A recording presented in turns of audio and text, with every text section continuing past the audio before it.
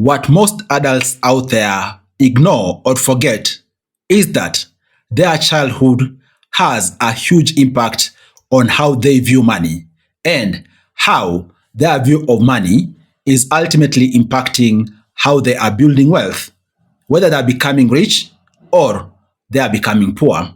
That is why in this video, I want to talk about 10 childhood misconceptions or sharings around money, which most likely did impact your view of money. And in case you're still impacted at this particular point in time, I'm also going to share with you my perspectives so that you can shift the mindset from that view about money for you to see that you can be able to get money, be able to manage money, and utilize money to build wealth. You are all much welcomed. My name is Afaga Sifuna. In case you are new here, kindly consider subscribing. Down there is a button called subscribe. Click that button, subscribe to this particular channel because I'm bringing you amazing money videos each and every day. And while still at it, drop a like on this video. Thank you for doing that. Before I even start, which misconception do you remember from your childhood that you think has affected your view of money? Comment down below in the comment section. Share with us. What did you hear about money in your childhood that really affected your view of money? And with that, the very first misconception or sharing that was done to you about money that might have affected you is that money is evil. Guys, look here. Evilness or evil isn't a person, okay? Or isn't a primary thing. Typically, evilness comes from something, or it is a perception from something. And that is why, by default, money itself is not bad. Money is a tool. Money is a tool which you can utilize to assist you achieve whatever you want to achieve. In case you don't utilize money well, then you might interpret that as money is evil because maybe your life situation really deteriorated because of poor use of money. But then again, the tool can't be evil. It is the situation, right? Because the same money has been utilized by other people out there to do amazing things, whether it is to progress themselves, whether it is to assist other people also improve in their life, okay? That is a huge misconception. Not that money is a tool. It isn't the end. What you do with the money determines how things pan out for you in life. Then, the second misconception is that rich people are dishonest. More so, if you grew up in either a poor to middle class kind of setting, whereby maybe you used to interact only once in a while with a rich person, there was a misconception that rich people are dishonest. And that was so because by nature, if someone is pursuing money, they're pursuing wealth, they tend to have some ambition, which not everybody relates to. And if people don't understand their ambition, they might misconstrue that to be dishonesty. And yet in reality, the rich person is just aiming for clear communication. They are aiming to better their position in negotiation, and they are aiming for their audience and them to be on the same page.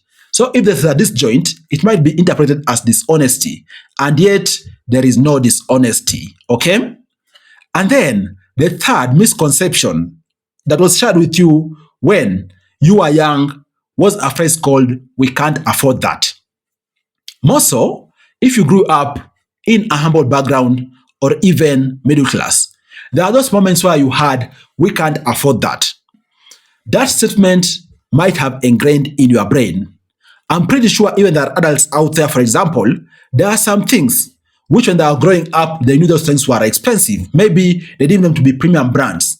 But even despite them growing up, okay, getting money, which basically they can even afford those things within their monthly budget without even offshooting their budget, they have never attempted to buy them. Because what is ingrained in them is that we can't afford that. And that statement is very powerful. That is why, even in case you are a parent out there, don't say such statements near your child, okay?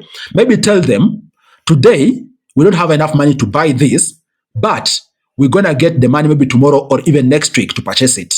Because if I tell them you can't afford that, that is going to be ingrained in their brain, and that is a limitation, okay? And then the fourth misconception or unfortunate thing which most people were shared to when they were young is that they need to avoid money conversations. More so in my continent, Africa. Very few people are going to communicate with you directly when it comes to issues money and tell you what they want when it comes to issues money. And that is why even a good chunk of people from different African countries out there, more so those countries which are laid back, find it even difficult to negotiate their salary despite being adults because they deem like it is the other person who's supposed to tell them, who's supposed to let them in on matters money, not knowing that they are being paid for their services. They are being paid for their expertise. They're going to be demure when there's conversations around money because they are taught to avoid discussions around money. Yeah? Because in Africa, in some countries, you discussing about money is something which you shouldn't be doing, okay? Which unfortunately end up curtailing most adults' opportunities when they grow up, whether it's negotiating for salary or even business opportunities out there, okay?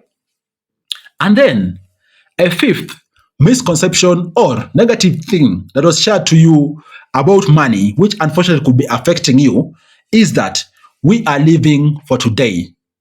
In a good number of households out there, I'm pretty sure when you are young, you are hearing like, hey, we are really grateful today. We've gotten food. We don't know how tomorrow is going to be. So people are living by the day. They're not seeing a possibility of a long term horizon. And that mindset is also what affects a good number of adults' decision making. Desire for instant gratification, okay?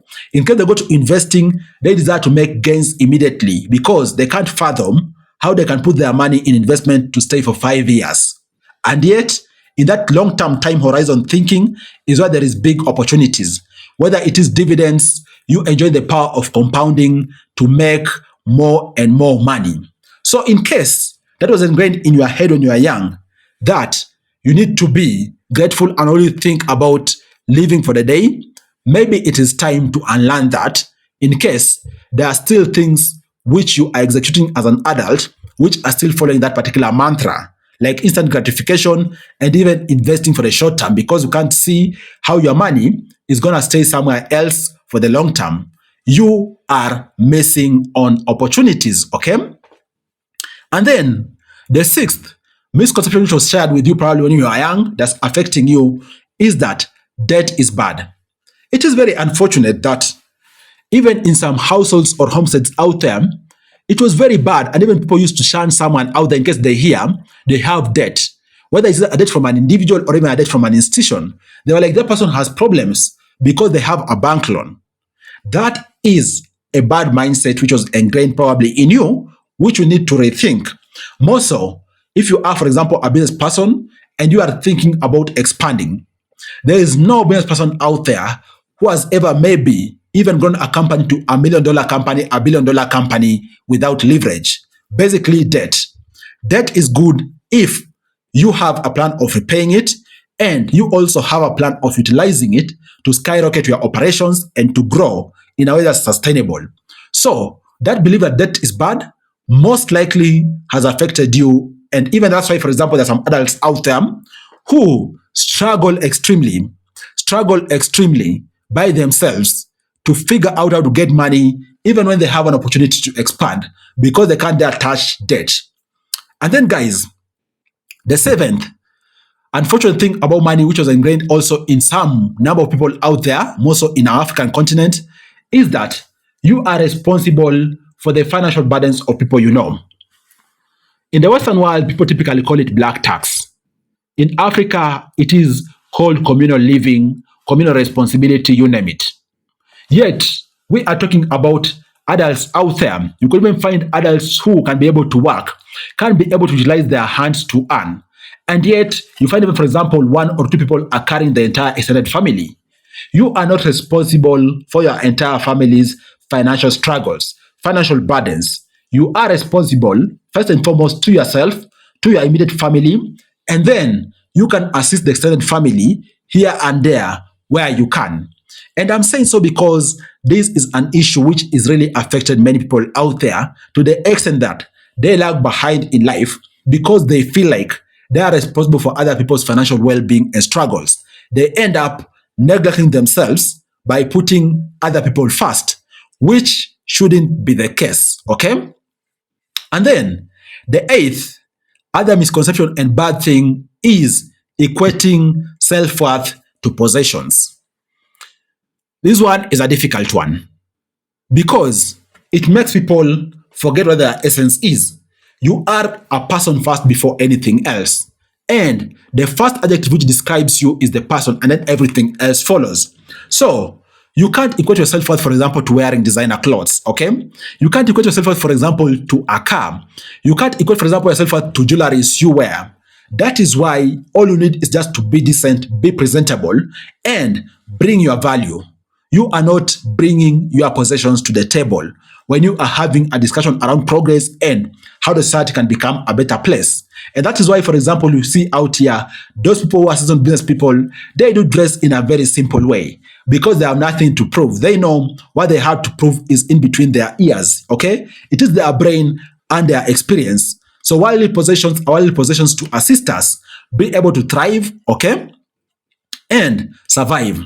They aren't really the ones which dictate our value, okay?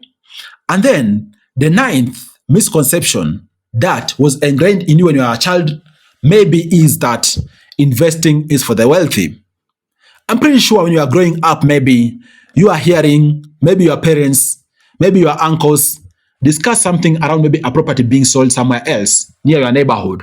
Maybe there's a car which was being sold, and you could hear them say, maybe poor people can't afford it, so it's so and so who should be buying that particular thing because they are wealthy. Okay?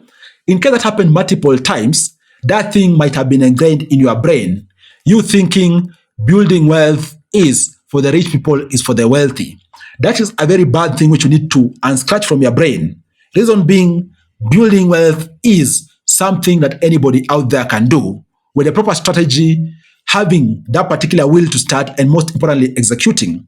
That's why I make videos daily here to ensure you have the right strategies which you can utilize, the right ideas which you can utilize for you to be able to build wealth. Because anyone out there can be able to build wealth, regardless where you are in the world, regardless the level of education, regardless what your skills are. Once you figure out what you want to do, have a plan in place, start and stick to it. Chances are you're going to build wealth. It's a matter of time, not a matter of if. That is why you need to get to it, okay? Investing is not for the wealthy, it's for everybody. And then the 10th misconception is the fear of making mistakes. And this is also a contentious topic. And I'm saying so because maybe when you are growing up in your African household or wherever you are in the world, when you are making a mistake, your parents were really maybe quarreling you big time.